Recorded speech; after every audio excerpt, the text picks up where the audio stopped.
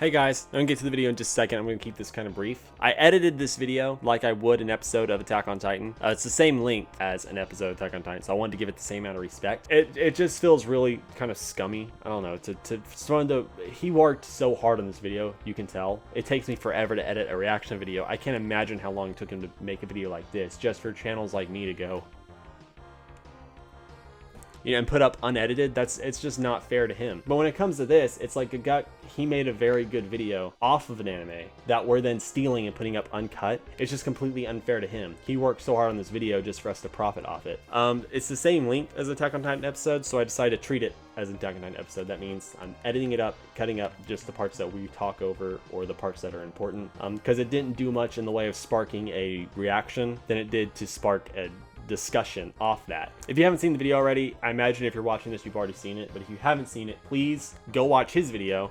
Link in the description or the link in the pinned comment, because this video doesn't exist without his. So anyways, I know I'm probably gonna get a lot of comments like, you know, why'd you cut the video up? Why'd you edit it? You skipped over important parts. Trust me, the whole video was insanely entertaining. He's on another level, man. He's very well spoken. He's insanely funny. Anyways, I'll stop talking, let you guys get to the actual reaction, discussion, whatever it is. Thank you guys so much for watching, and yeah, I'll talk to you later. Peace out. Have you ever heard the expression like word for word, thought for word, thought for thought? Ever heard that? Yeah. It's like word for word being like a direct interpretation, thought for word being like somebody reading it and being like, well, this is my thoughts on it. And then thought for thought being taking somebody's thoughts on it and then making your own thoughts on it. Yeah, that's like basically what we're doing. That's basically what, yeah. I don't really know what we can really add to this. We're a thought channel. I don't know. I don't know. I'm very uncomfortable when it comes to reacting to like YouTube videos in general. I think there's plenty of reaction channels out there that are able to take series like that and put their own unique sort of, it's not to make it like we're not just silently just sitting there watching it, but we're adding stuff to it. But when it comes to YouTube videos, it's different because it's like somebody's already done that. Yeah. Like Gigguk, we're trying to watch it now. It's like he watched Attack on Titan, then he put his own unique spin, like his own thoughts and stuff onto the series, and then we're taking his thoughts and putting them on our to channel and putting our thoughts onto his thoughts. Yeah, we're just stacking thoughts. Sounds like my dream. I was kind of lost in the story we were going with this.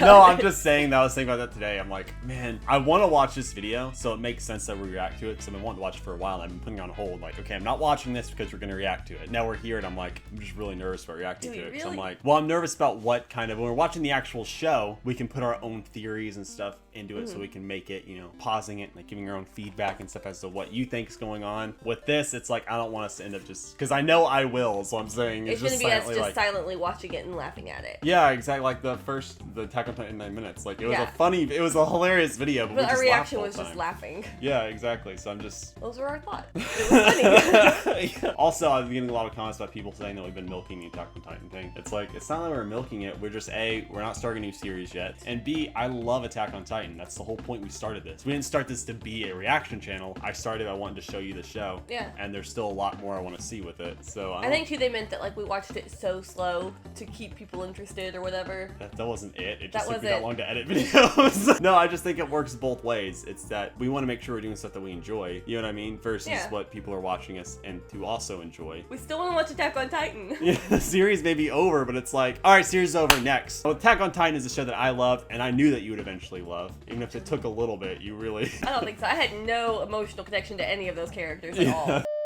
Oh my god. But so Attack on Titan is a show that I knew would be something, but now I'm not super familiar with anime, so now it's like we're entering a world where I'm a little bit unfamiliar. I've watched a handful of series, but I mean, it's like, it's still a little bit untraversed. Yeah. Are you ready?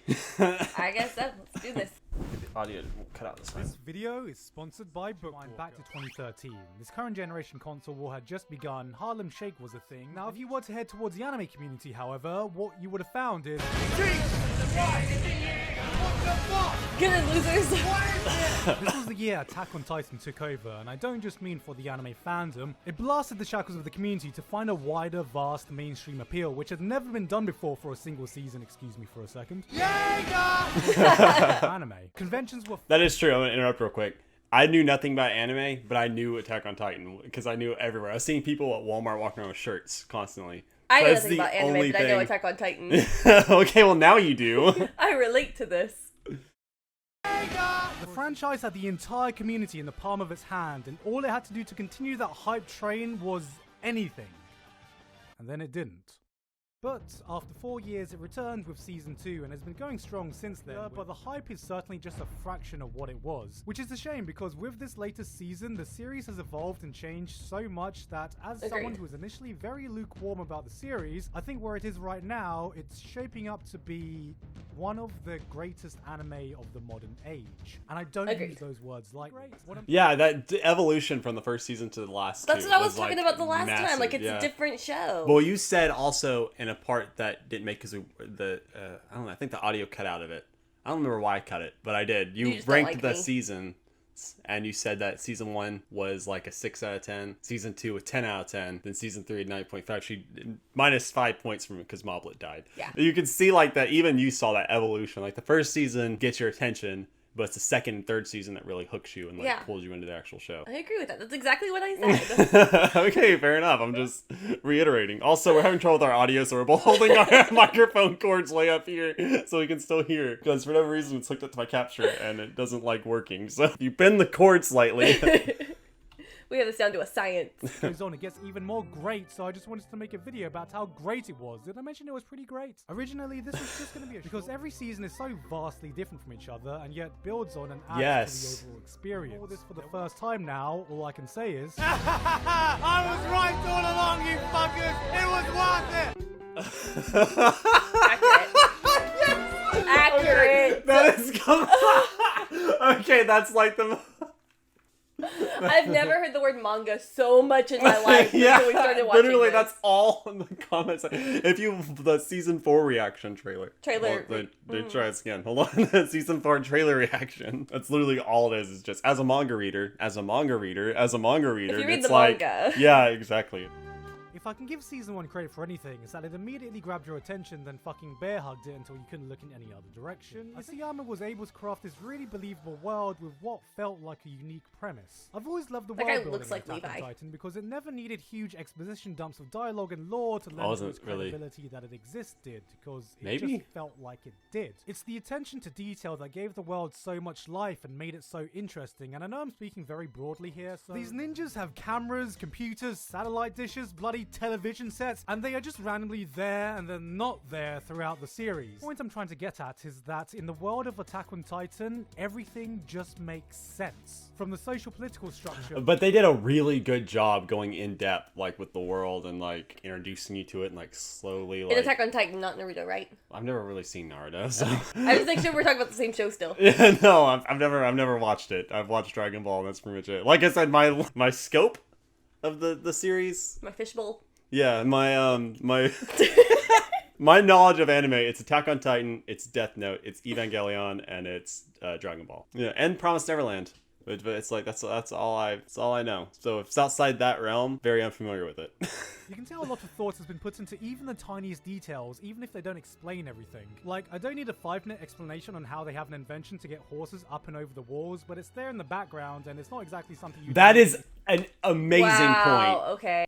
The idea of like expanding the world by just that, like little things used in the background to further like explain without actually having to explain. Yeah, that's like perfect in terms of like... Why is this show so good? Okay, let's go. Think about, but yeah, of course they'd obviously need one. Sometimes it's the smallest details that can lend to the credibility of your world, and one thing that made Titan such a convincing threat was that it set up its rules, then adhered to them under real-world logic. Or an ape throwing a fucking horse fastball at you, you are fucked, because of course... Oh no! This isn't the usual anime logic where you have high school kids being flung through 5 walls of pure concrete, and then no one's even remotely surprised when they dig through 4 tons of rubble with only a single scratch, being like... But they kept force feeding you something every episode, so you never get a chance to rest and reflect on it. Cheap thrills took priority over actually taking time to develop these characters, with the possible exception of Jean, whatever, meaning most of them are recognizable for a single quirk, or were one-note characters introduced for the purpose of being killed off. Because of this, when the show ended, I undoubtedly had a great time watching it, but looking back, I had zero emotional attachment to it, and that's how it was for a long ass time. That's fair enough. A lot of it came in the latter seasons. Yeah. Like, hey guys, Attack on Titan Season 2 is coming out!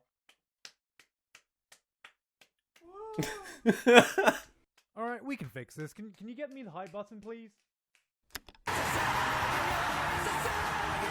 The 4-year gap, but I think another big reason was that it was just vastly different in tone and pacing, causing a lot of people to feel a bit underwhelmed by it in comparison. And it's the withholding of the information that is far more engaging for the viewer, because we invest ourselves to find out what's in the box! And that's exactly what happens here.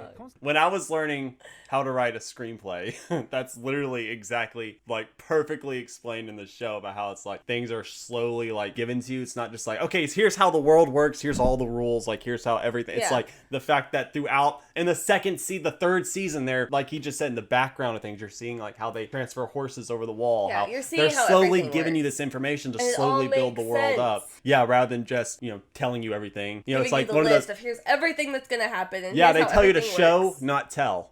And the fact that they're showing it, but just gradually, so it's like it sticks with you, but you don't even notice it. Like, I never would have, like, even just like, oh, that's right, they are showing you this stuff. Like, they are slowly building up the world without just telling you everything. There's like they're slowly introducing it to you and building up the world. I thought it was interesting. So mostly gave you these little tidbits and flashback of conversations that implied that there was something much larger going on in the grand scheme of things, but not giving you enough information for any of it to make sense, and it got you curious and invested to see what was in this mystery box, which in the series was literally what's in the basement. There was real tension in the end, because you didn't know what was going on. Also, it gave a good amount of screen time on characters who hardly got any before, so much so that the main trio were barely there in the first half, and one of the most popular characters, Levi, was almost non-existent.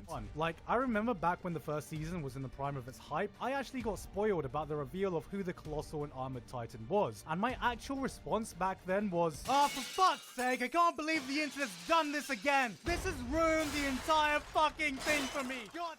Wait, who? But Holly, Amir, and Krista all took the spotlight for a good portion of the season, and I ended up really liking all of them. Which Bates, I don't even think you were in season 1. they all had their gimmicks. Like, they all had something. Yeah. But it's like season 2 made them characters. Yeah. Like, they weren't just... Like, Sasha wasn't just a potato, you know? Now, while I can understand that as a standalone season, not everyone will agree that this slow, methodical build-up was more entertaining than the action-packed thrill rides, I don't think anyone can argue about the result that this foundation paved the way for. Oh, man, it's so awesome. Attack on. They just see crossed out the Titan part.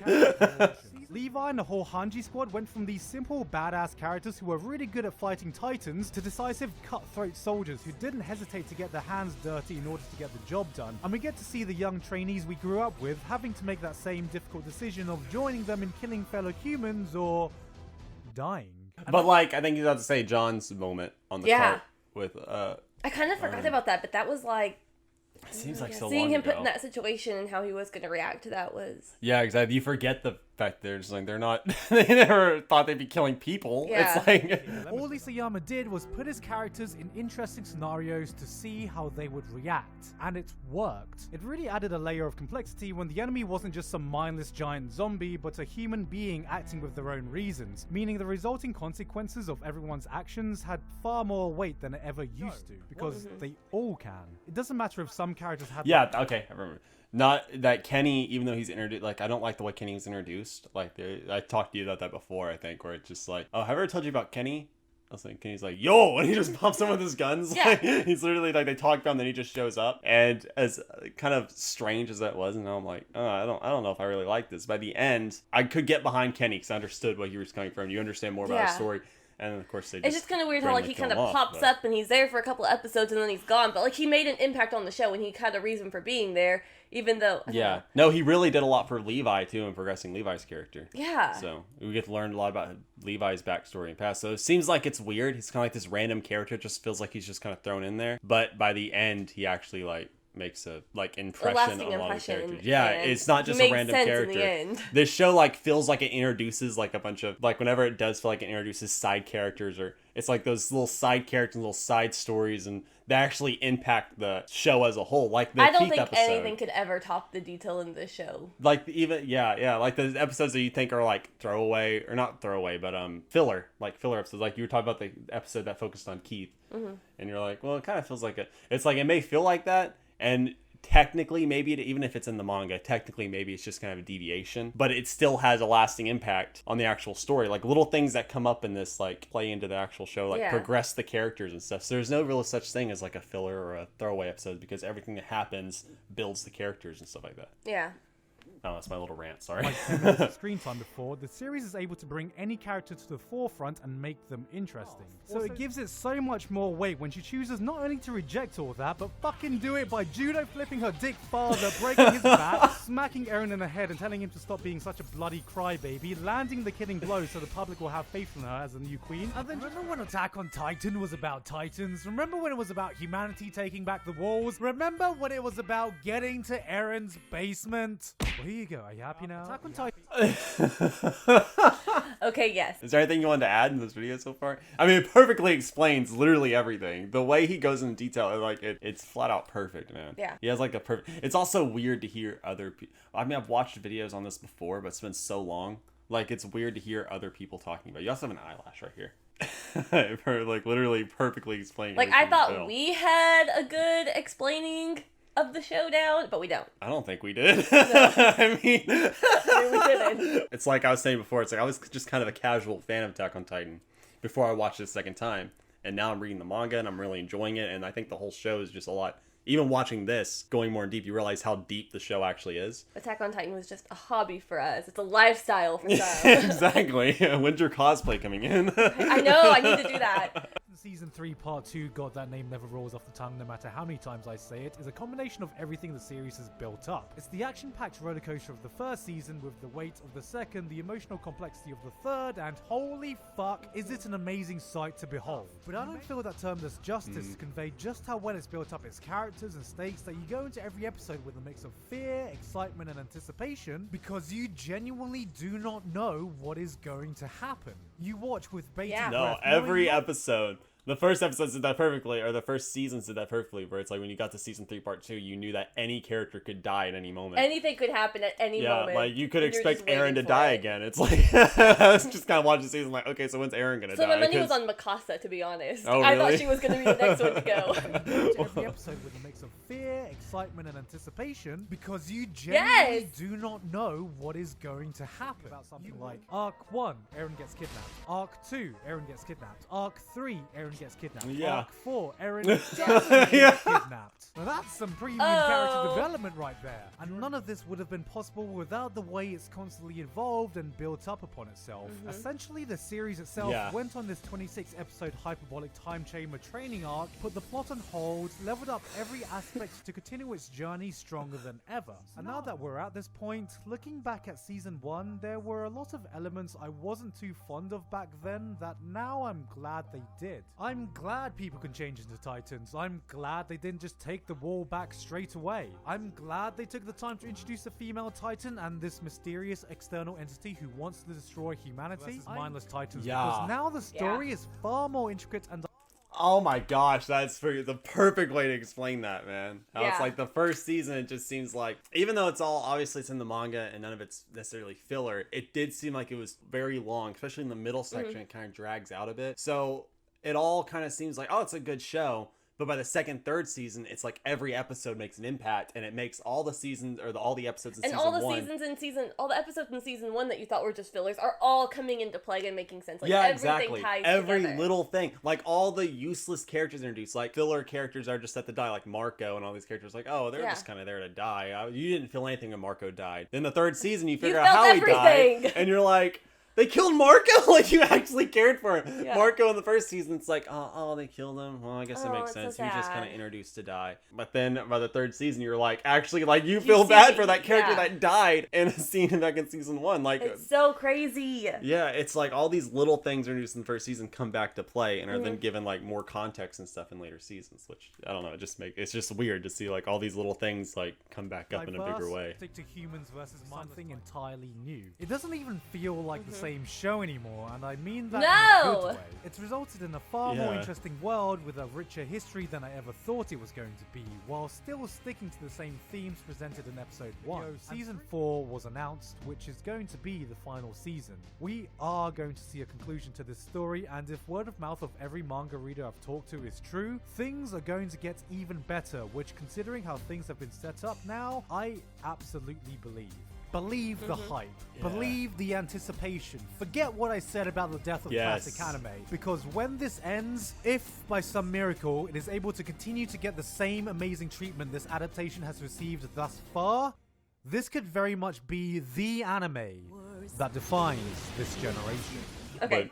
Okay. Let me just say first, I'm ready to quit the Fish series and just rewatch Attack on Titan. Let's go through it again. Let's do it again! Everything that he says, I agree with wholeheartily. His thoughts are my thoughts. I'm so ready. He puts his thoughts, the way he goes in the video, it's not only super entertaining and super hilarious, and like I think I smiled throughout the entirety of this video. Like, it's super fast paced. The editing is insane. Like, he's on a whole nother level. But he explained that perfectly though. Season 1 was good way to introduce you to this show, but season 2 and season 3 just took it to a whole nother level. You said that before in one of the reactions, that it's a completely different show. Each season is a different show in of itself. Each season, each part of the season, it does something different to make you to pull you back in. So it's like that's what kept you invested. The first season introduced the concept. There was a lot of hype moments. It was a good show, but it was season 2 that just completely changed everything. That's why it's like, give it a 10 out of 10. It's like it's a perfect, like, it starts off like, oh, this is an interesting premise, and you're like, okay. Then you got second season, it's like, oh my god, like, this is amazing. Like, it's not just a good anime, it's great. All right, we'll close it off. Thank you guys so much for watching. Leave a like, enjoy, subscribe if you want to see more. Please go check out Gigguk's channel and the video. Please, it's all in the description. It's amazing. Without our pauses and interruptions, please go watch this video. It's a lot better that way. Yeah. We'll see you guys in the next episode. Peace out.